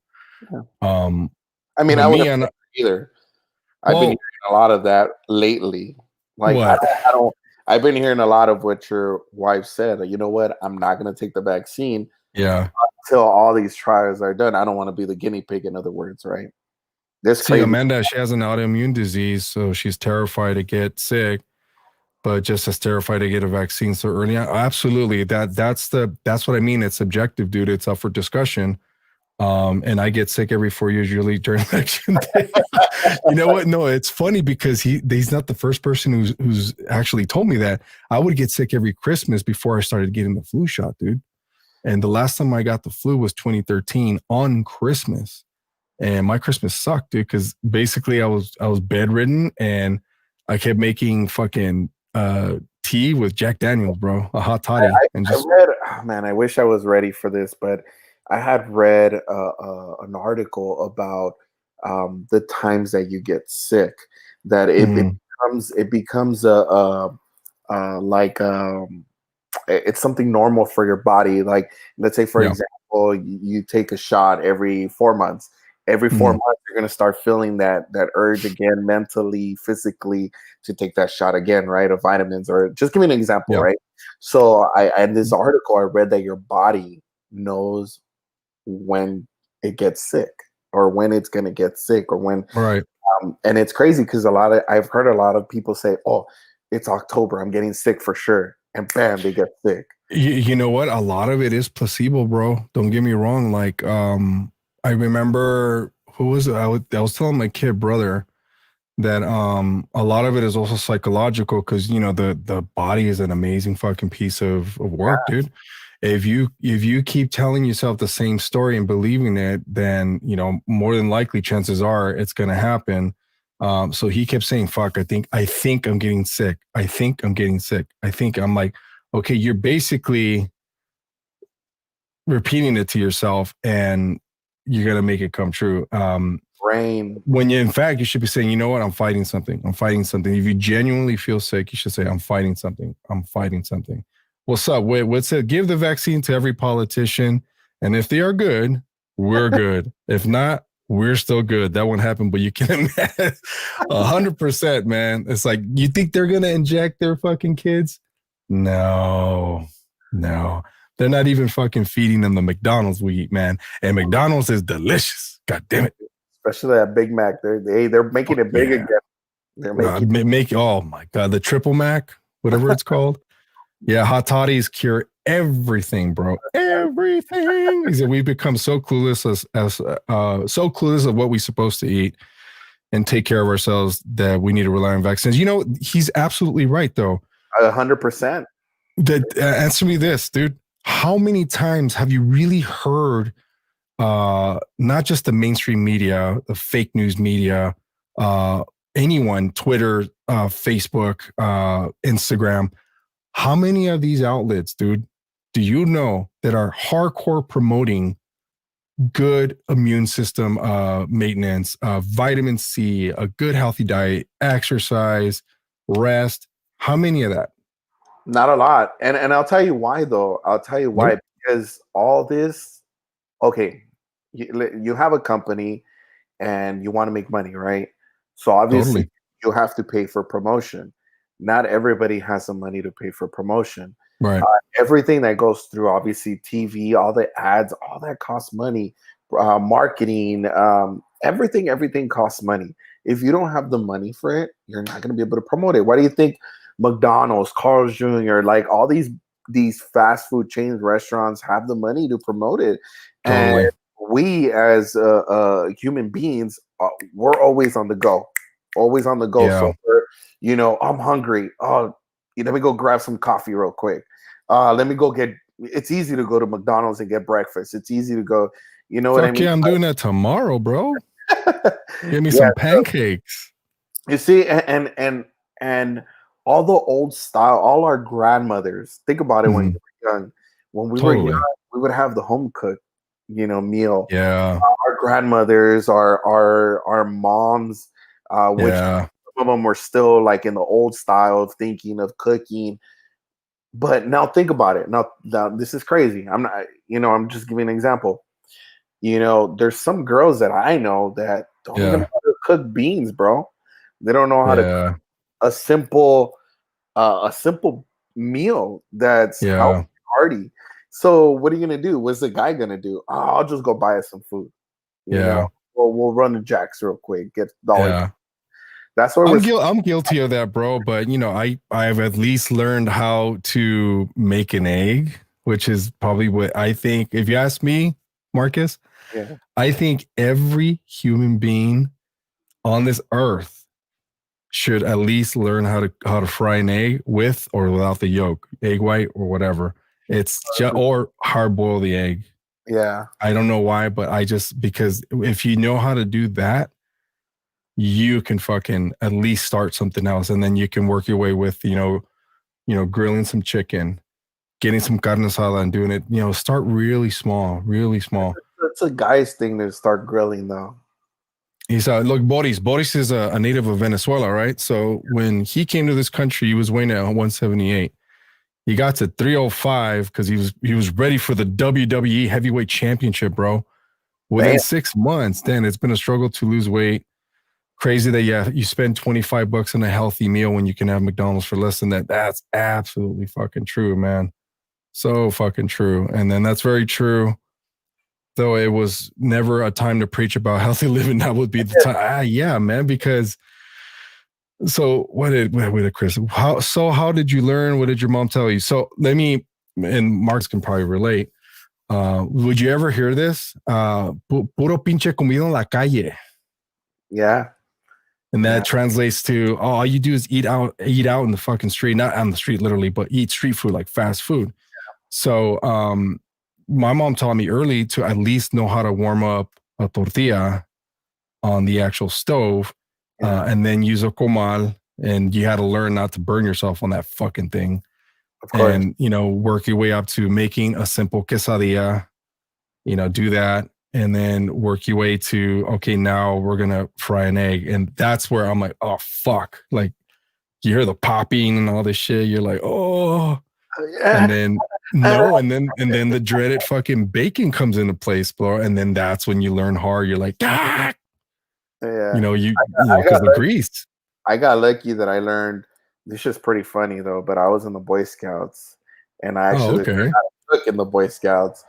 Because when we were to go camping, we all had to learn that shit. So it was kind of Oh, like, totally. we Look, just, Amanda's a big healthy freak, so I'm gonna take her word for it. So, yep, and all the shit that's in the protein we eat now is damaging. I haven't had a seizure in 2 years after cutting. What? That's right. Well, here's I don't know if you've heard about this guy, Marcus. His name is Dr. Sabi. Dr. Sabi. Mhm. And Dr. Sabi, what it would say, weenies on a fork over the stove. Yes. Yes. Do you guys remember the little weenies that they used to sell in the little cans? There was a little small weenie. Yeah. I mean, you just The eat little like finger ones. Yeah. No, but crazy. it's true. Like, there's a bunch of sodium in the food, and there's just sugar, bro. Sugar's like a big deal, and cancers love sugar. And Chris said, my mom would say, ven, te voy a enseñar cómo freír un huevo por si te toca una vieja huevona. That translates to, come here, I'm going to show you how to fry an egg in case you fucking hook up with a lazy ass chick that don't know how to cook or clean. But hey, you know what? But just being fair, I'm not being misogynistic, Marcus. I'm not being fucking chauvinist, bro. I think learning how to cook and clean and taking out the trash should be a human requirement. In general, it's not a female thing. No, because then when you have roommates, you're like, what the fuck? Like, hey, oh no, it's a guy's job to fucking to take out the trash. I'm like, no. Yeah. Like, I'll do the dishes. You go throw out the fucking trash. Oh, it's a woman's job to wash the dishes. No, I personally, I'm the dish bitch at home, bro. Seriously.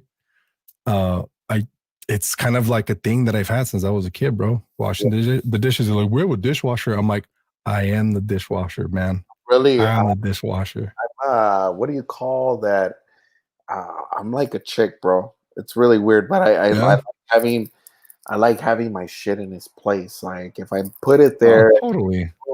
yeah, it's really weird, but it's because When things get moved, you're like, no, where is it at? I was raised by my grandmother, so you can kind of get the idea there. Like a lot of my female stuff comes from her. You know what I mean? All right. What did Bodhi say? I remember saying, man, I hate Mexican food. My wife, way back then, she was like, dude, Taco Bell's not Mexican. Then I got to eat the real deal from my suegra. And 20 years later, I can cook it and eat more spicy than any chilango. Damn, that's a statement, dude. Palabra. And then what did Josh say? Damn, I feel so fortunate to have a mother that taught all her boys to cook because she didn't want us to become dependent on women.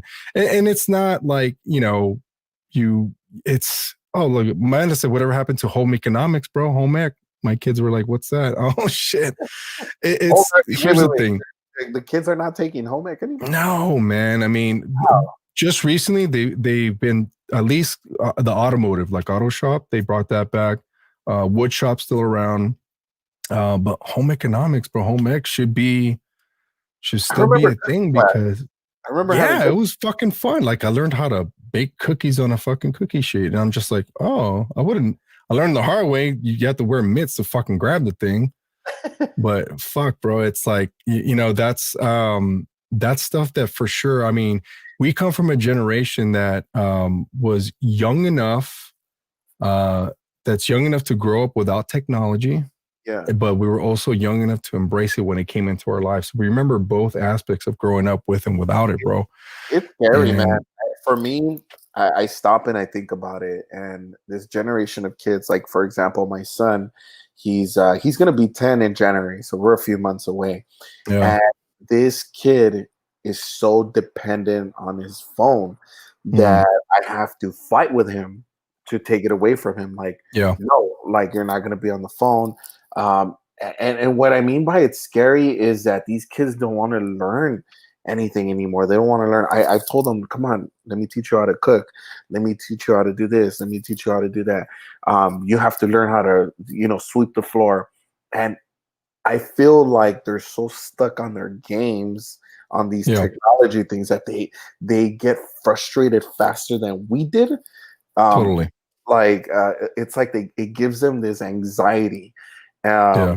where Chris has a 10-year-old too, so he knows what you're talking about. I have a 5-year-old, so get on this I'm I'm they trying to follow you guys. Like, okay, I see what's going on, so I can learn and adapt to that as well. By the way, Chris, shout out to Que Padre Clothing. I forgot to plug it in.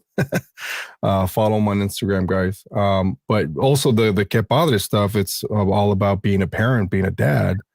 And, you talking about your son being 10 years old and being fucking so dependent on a device, bro, yeah, that, and it Marcus, should we're guilty, dude, not only as parents, but we're guilty because we sold these goddamn things, dude. yeah, that's true. We contributed to that, and I take blame for it too because, Chris too. I mean, yeah, you guys are going live next week, by the way, on Tuesday. Chris, the legacy team, us, we were part of that generation, that sales generation that sold the very first iPhone. Do you remember that? I remember. It It was was crazy. June 2007. Yeah, and I recall June that 2007. I remember it was such a buzz, man. There were lines down the block waiting for that. Yeah, and then Lupillo Rivera got cut in line at the Whittier Montebello store because he basically, I don't know if he knew the manager or just paid his way to get to the front of the line. But everyone was pissed about that. But look how it started. And before that, what was it? It was Nokias, it was Blackberries, and we were doing the same shit. And back then, remember, text messaging was a big thing. Yeah. Now it's not really that. It's all social media apps. And Anthony says my 17-year-old daughter literally panics when she can't find her phone. And you know what, Anthony? It happens to my 10-year-old son. He, for some kind of reason, he doesn't have the phone, and he looks for excuses like, oh, I need to have my phone because on my game it says that I need to update this at a certain time. Like, yeah, motherfucker, you don't have to update shit. Like, yeah. I'm not giving you your phone, or like it's Yeah. crazy, but it's scary because the future. Like, how are they gonna be when I'm not around to say no? It's well, what I've been doing, because me, I'm also a geek too, and I actually play the games with him. I understand what he's going through, and what I'm doing is while I'm playing with him, Marcus, I'm coaching him on how to not get frustrated. So I'm taking a coaching mentality, like a coaching approach, and basically telling my son, hey, don't, I make it a point to say, hey, no rage quitting, because he knows what it is.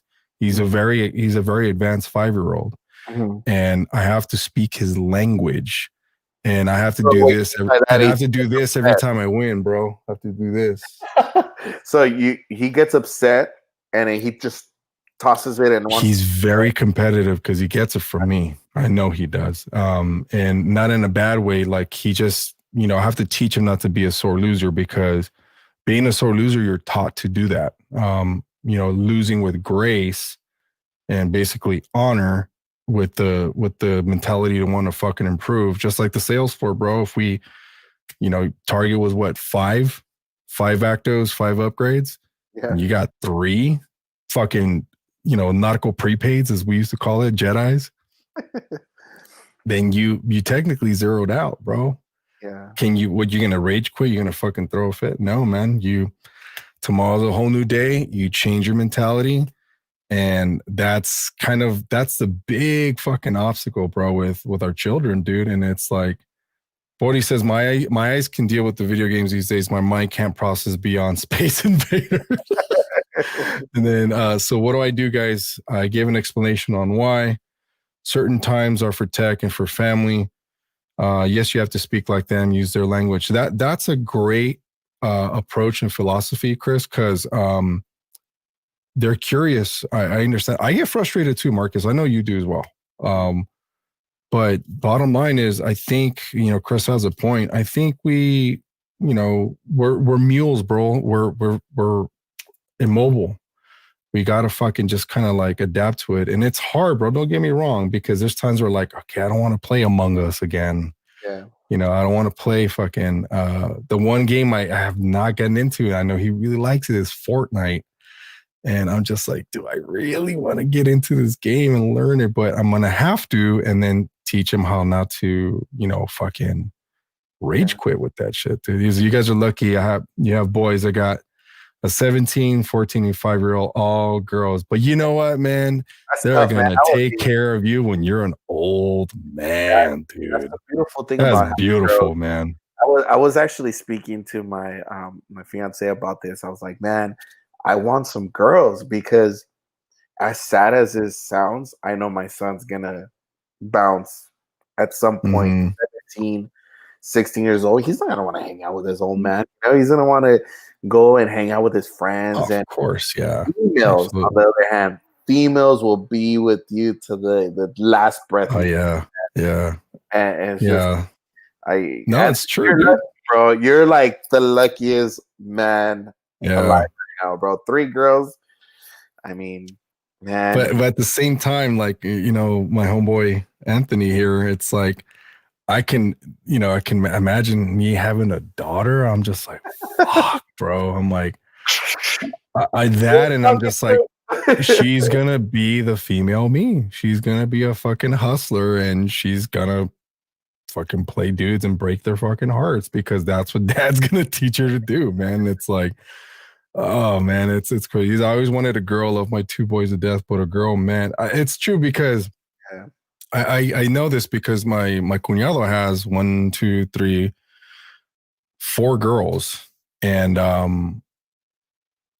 he has 1 boy. It's so crazy, and no family's perfect, bro. I never painted to be that, but the beautiful part, bro, is the connection. I see that. I get what you mean, Marcus, with the father and the daughters.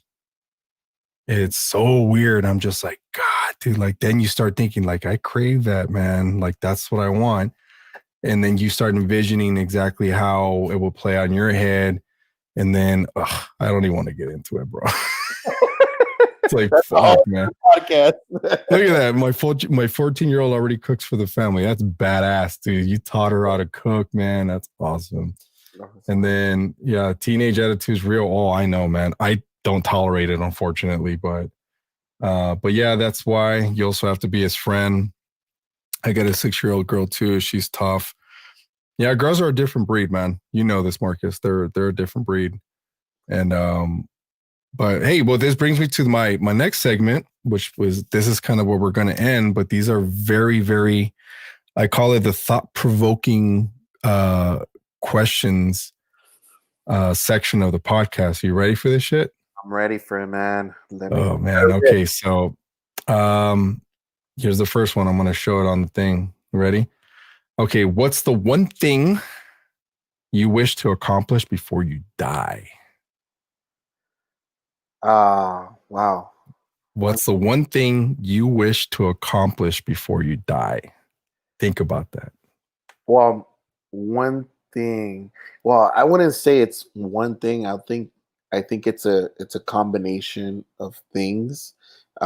Leaving behind a legacy, or leaving behind something for my kids to prosper with, to be able to have something that was left behind by their dad, right, or their mom. Yeah. For example, you know, I was raised by always renting homes, always, Yeah. right. My grandfather never bought a home. That led to my father never buying a home, and I'm here renting, right? Yeah. So I know the my feeling. my thing is to break those chains and be able Yeah. to leave, before I die, leave something behind where in the end they're able to prosper from it. I mean, if ever since I was a kid, I mean, I've been on my own since I was 15. If I were to ever fail in life, I don't have a place to go to and say, "Oh, I'm going back home," Right. because they're always like renting or apartment or little apartment or one bedroom, and it was never a place called home. So I want to leave that behind for my Yeah. to be like, oh, if he were to fail, because failing is something natural in life. Yeah. If he were to ever fail in anything and he needs to come home, he has a home to come to, whether it is my son or my future kids or whatever I have, or but that's what I would like to accomplish, is having either not just one building, maybe like a triplex or something Yeah. they could go ahead and benefit from. So Yeah, that because man, we've seen how places get rented out, and then the landlord passes away, and then the son takes over, and mhm, then that son gets older, and then passes it on to the sister or whatever, and it's like, yeah, dude, like leaving something for them to build off of that you've already grown. And that's what you tell them, like, hey, go ahead and take over because I'm not going to be here any longer. mhm. It's your job to, when I'm gone, to just continue this thing that I built for you guys and don't fuck it up, basically. Yeah, of course. Yeah. Don't Yeah, that's a good answer, man. Shit. Here's the next question, which is a person ever truly evil? If so, are they born that way? So is a person ever truly evil?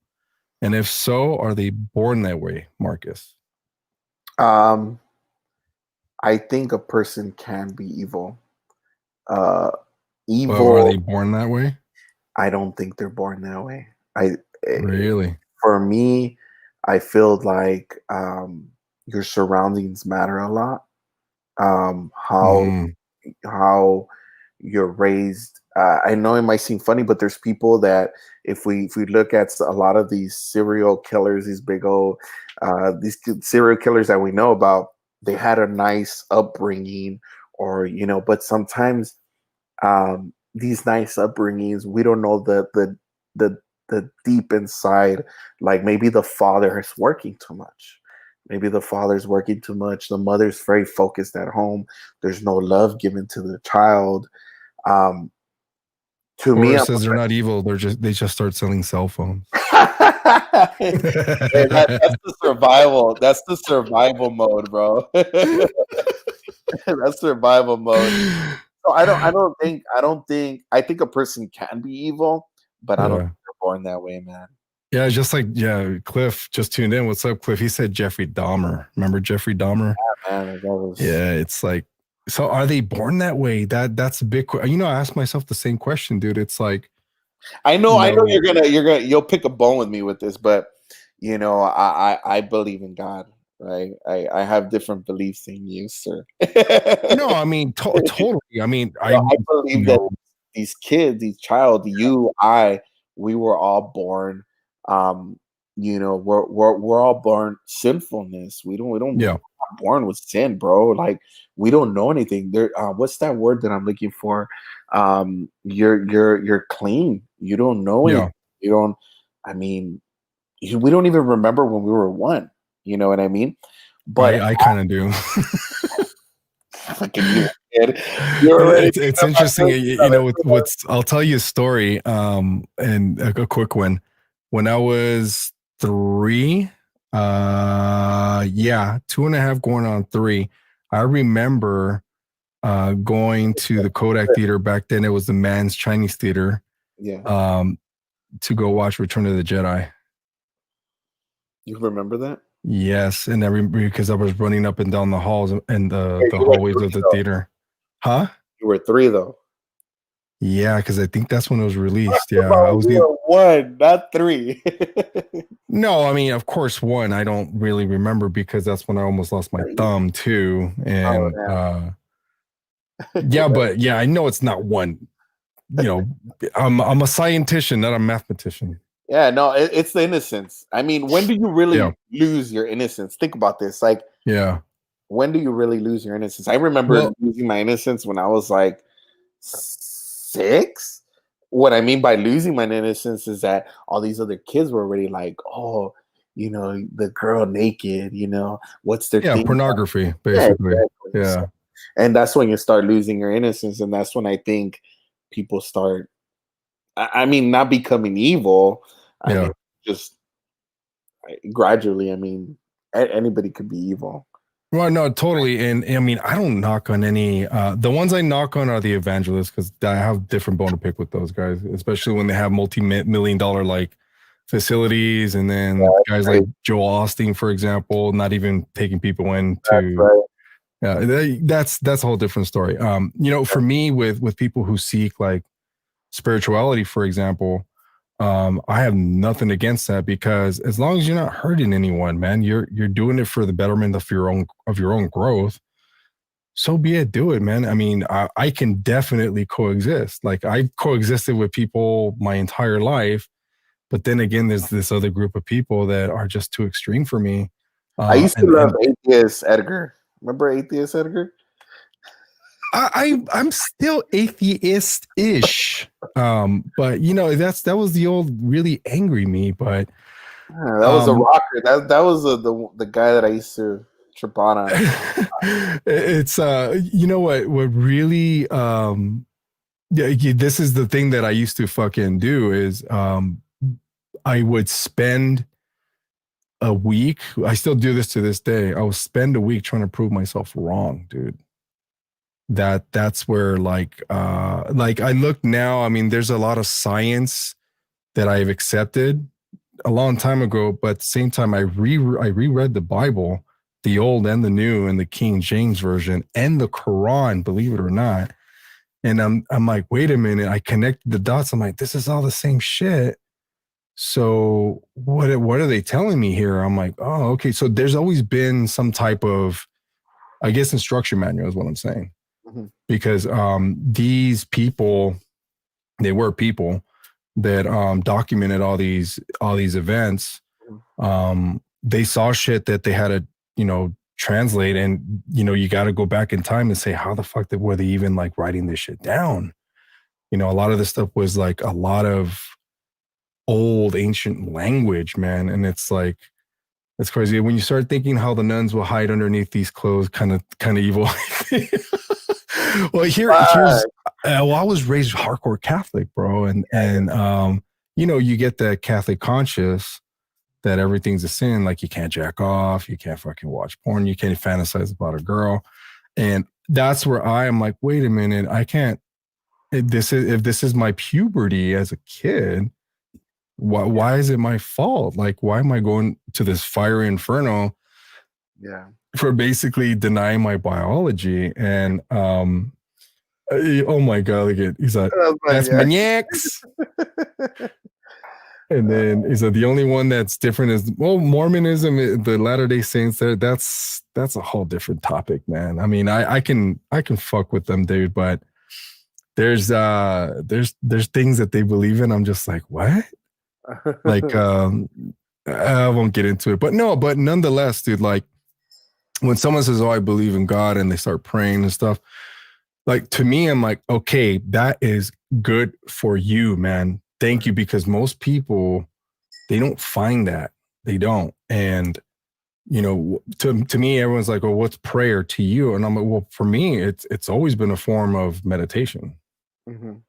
And quite frankly, I think that, if, I have my own type of prayer daily, which, I just affirm myself that, I got my day already planned out. But don't get me wrong, Marcus, I also have another prayer where if I drop something or a fucking clumsy dude, I start talking shit to myself in my head, dude. Like, you fucking idiot, you fucking moron. Like, dude, pick that shit up, get your shit together. Yeah, that's what, okay, fast forward, there's been documentation of consciousness and all these scriptured writings, man. But the visual stuff, obviously we weren't alive to see, so we don't know. Mm-hmm. But these are accounts that people actually fucking wrote down and said, hey, I saw this shit and this is what it was.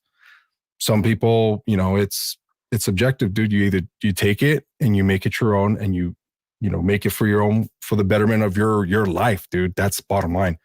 Or you're like the Muslim extremist, man, where they're like, fuck that, I'm gonna fly this airplane to this building because God's gonna take care of me when I die. That's the trippy part, man. And same thing, I mean, with some Catholic and Christian people. I mean, they're like, oh, I'm gonna go shoot up this mosque because it's the right thing to do. And that's where I'm like, wait a minute, I don't think it's supposed to work that way. What the fuck? So Yeah, I could go on and on because for me, I was hardcore Catholic like you, and yeah, I do the I seen a lot ostia of and all that shit. confirmed and all that. But I mean, no offense to anybody who's Catholic, but I just seen a lot of bad things in it, and I did a lot of research, and yeah, I just became just a believer in Christ. Yeah. Well, compliments to this, man, to the people, to my Christian friends, because I have a ton of them. The minute I went to, they invited me to Calvary Chapel Montebello a while back. I went in there and people were tatted up, bro, and piercings. I'm just like, what? Like, I was like, okay. And I came in with like this old, like, I think it was like a Rage Against the Machine shirt. Yeah. And a lot of people liked the band. They didn't judge us, like, oh, okay. I mean, I can vibe with you guys. Cool. Obviously our beliefs are different, but dude, like I could hang out with them outside. Yeah. We went to fucking That's why I went to church before. Well, service. yeah, and that's a big fucking building, man. And yeah, I know a lot of people that still go there, and they're like, I want you to come down. And I'm just like, well, I got something to tell you. They're gonna like me for it. No, but what's cool is when I tell them, they have no judgment, dude. They're like, no, it's fine. I accept you for who you are. I'm just like, well, thank you. That means a lot to me, man. That's so the reason why I started following Christianity, because everybody who I met that was a Christian wouldn't judge me, and it was just like, man, like, so it was kind of like a spiritual thing, we don't know until you're gone. Absolutely. To me, being a Christian was believe in the unseen, believe in what people say, no, not to believe. You know what I mean? 100%. Well, which brings me to this last question. And this is relevant to what we're talking about just now. So, can humanity ever come together around a common cause? Or are we all too fucking selfish as individuals, dude? And this is the stuff that, I read in all the Bibles where there will be one common enemy, one common cause, one, I guess you could call it a revelation. And two things are going to happen. Either humanity is going to come together around this common enemy and combat it together, or we're going to say, fuck you. I'm pushing you in front of the bus. I'm not getting hit by it. Well, the way I feel about that, I mean, since you've read the Bible yourself, right? Yeah. They say, right, the Bible says that the things that are happening in our current life, they're going to happen no matter what, right? Yeah. I do believe that us as human beings, we're selfish. We're selfish, and I would say a high percentage of individuals, human beings in general, will follow the mass to save themselves, right? So, as you know, like going back to you reading the Bible, I'm pretty sure that you read that, there's going to be either two ways to go. Either you're going to say, yes, I believe in you, or no, I don't believe in you, which is, what is really going to come down to. I think at that point, people who believe, I mean, may be saved. I don't know, because I don't know, I don't know if that's going to be the true thing, or, or you're gonna be selfish and start throwing people under the bus, or Right. you know what I mean. So Well, I mean, because it also comes down to, the whole Darwinism thing, dude. Like, it's survival of the fittest human being. exactly. But at the same time, it's like you can survive a lot better when you work together and collaborate. That's why, tribalism existed for was way back then. And it's crazy how, let's see, Chris said, as long as there are options to believe in anything, people would always fight each other. History proves it. And it's true because, as much as we want to imagine a utopian society, Marcus, religion and politics always kind of changes the dynamic of how we get along because, I'm eating an apple in front of you and you're like, oh shit, what are you doing? I'm like, eating an apple. He goes, don't you know that has worms in it, blah, blah, blah. And I'm just like, okay, like, I'll give you another example. I have my wife's best friend. We were so stoked because the Trolls World Tour movie came out earlier this year, right? And it was all digital. We were supposed to go see it in the theater. Yeah. And we're telling her about her, and my son's all excited, and she's like, I'm like, what? I'm like, it's a troll. No, my mom raised me to think that those things are from the devil. Like, no. And I'm just like, what? A fucking troll? But she was raised Jehovah's Witness. Oh. And she explained to me, and she's like, no, because she just they traumatize her with that belief. Yeah, I can't brainwash you would be the word. I mean, yeah, and it's rest in peace of her mom, dude. And she was the one that was the Jehovah. But you can't do that, man. You really can't. I see kids in the Middle East, for example. They're obviously being trained to be terrorists because of all the shit that the U.S. has done to, Iraq, Afghanistan. And people might argue with me like, well, we're supposed to be there. And I'm like, no, man, if you see how many military bases we have in other countries, man, that now why this thing called imperialism exists. mm-hmm.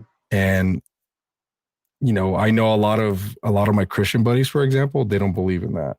Yeah. They don't believe in this whole kids in cages things, and it's like, it's crazy, dude, because yeah, you're right. It is ignorance. And, Boris says everyone is willing to kill for their beliefs, but not willing to die. No, you're absolutely, well, yeah, quite the contrary unless you're a Muslim extremist, man. Like, you strap on a bomb and, think about it too. I mean, that's what Edgar had read the Bibles, but that's what it's really going to come down to at the end, according to the writings in the Bible, that either you die for it or you don't. If you die for it, then you go to another. What's crazy too, Marcus? I read a satanic Bible just out of curiosity, like what's in it. I was so fucking shocked. I was so surprised. I'm like, okay, this has the same like teachings, just in a different tone. Like, I'm like, oh, okay, because I always forget like the story that always told me as a kid that the devil was an angel too. Mm-hmm. So I'm like, okay, so right, man. Yeah, and then I'm like, okay, so I get that these manuals, these scriptures, these ideologies are being written out for people to follow because either A, it's out of defiance, mm-hmm. Or B, it's out of like just sheer, I guess, partisanship. Like, oh no, I don't like going that way. I want to go this way. Like, I don't like going that route. I don't like taking the freeway to work. I'd rather take the streets. Yeah. And then they explain why. Oh, because I might get killed on the freeway. Well, you're gonna get your chances are still bad in the fucking car, whether you like it or not. Yeah. But it's crazy because you mentioned my old atheist ways, dude. And I started toning them down when I think I started toning them down when I got more into music. Mm-hmm. Like, I actually took it seriously. Like, I went to school for it. Mm-hmm. And like to this day, you know this as well as I do. Like I'm just astonished by the human ear, Mm-hmm. and if you don't have it, how are you going to listen? You feel a vibration like Beethoven, Mm-hmm.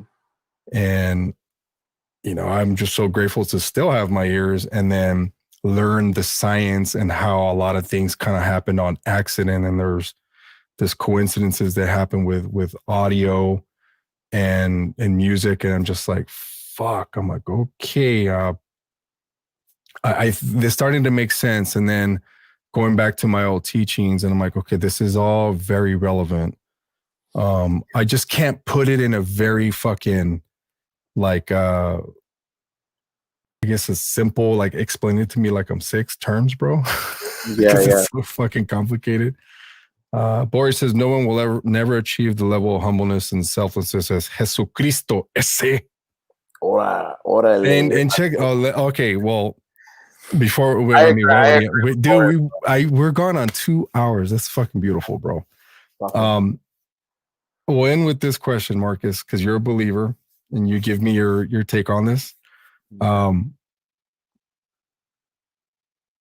Was Jesus the blue-eyed, blonde-haired, light-skinned dude that they, a lot of pictures depict him to be? Um, I don't know if he was blue eyed. I do think he was light skinned because he was a Jew. I mean, Yeah. But do So you think like he looked like what's his name from Creed? nah, bro. I don't think they. You know how they make him seem all like. I know he must have been. Very Anglo. They make him seem very Anglo. They depict them as okay. I don't believe in Fucking hipster Jesus at the brewery, bro. That's what he looked like. I don't That's what he looks like, dude. picture him as this really good looking man. You know what I mean? Like they picture him like really nice hair. Jesus looks like and sounded like Morgan Freeman. I don't picture him like that, but I do think he was light skinned. Did he have green eyes? I don't think so. I mean, blue eyes or whatever. I mean, I don't think he looked like that. But I mean, if you look like, I have a lot of Jewish buddies and also Middle Eastern friends, with a little bit, they're like, dude, they were like, oh well, he looked like someone that you would probably sell a phone to in Westwood, and I'm just like, what? And yeah. then, all right, see, Joshua says Revelation 1:14 through 15. 14, his head and his hairs were white like wool, as white as snow, and his eyes were as a flame of fire, and his feet like unto fine brass, and if they burned in a furnace, and his voice as a sound of many waters. So his head and his hairs were white like wool, as white as snow. So did he look like Gandalf or what? That's good. I read that verse before, and you got to think about it. Like as a believer, when I read that, I mean, I can't picture him. You can't picture him with the green eyes and everything. What that means to me is like he was a strong personality. He had a strong presence. He was just he was Christ. You know what I mean? Like that was Jesus. So I picture him as like a strong personality. And when I read that, that's what I feel that. Yeah. I mean, I read that before. Yeah. And, all the stuff he's pasting on here is very familiar with what I've read before, and it's the book of Revelation, of course, which actually is my favorite section of the Bible. And then the book of Jeremiah too. So well, man, we should do a part 2 of this shit, man, because we can go on forever talking about this. And no disrespect on, like, he's quoting Genesis, which is the first book in the Bible. No disrespect to anyone who believes this stuff. This is just my personal opinion. But, I grew now, this is what I meant to say. I grew really curious about everyone's religion because, I'll throw up a name here that a lot of people should know about. Mr. Daryl Davis, black guy who basically turns a lot of white supremacists and KKK members, they turn a new leaf, Black Panther, any kind of supremacy related kind of people. he flips the script on them, dude, just by sitting down and having a conversation with them, dude. Yeah. That's the crazy part. And it's funny how I've become that kind of person with people, and that's why a lot of people kind of get mad at me. And you've seen this on the comment threads. You're like, hey, how can you be fucking friends with that fool? He's a fucking racist. I'm like, I fucking love Edgar, man. But I'm like, yo, man, like if you just give Daryl Davis a chance, like read his book or watch his videos, and do I aspire to be someone like that? Maybe. I don't know that. But like I always wanted to, like when I first, I'll leave you with this. When I first started playing in a band, I met my first white supremacist, bro. And he liked our music. And he started talking to me how, N-word this is plaguing that. And she was saying all these dirty wetbacks and all these Mexicans. And I looked at him, I'm like, I'm Mexican, right? And he's like, what? And I'm like, yeah, I'm 100% beaner, man. I'm actually a white, indigenous, looking Mexican. Yeah. And he looked like, oh shit, like he just was like, and I'm like, bro, like you haven't been locked up and seen like my peeps, like, the Southsiders or the Paisas, they look, there's a lot of them that look like me.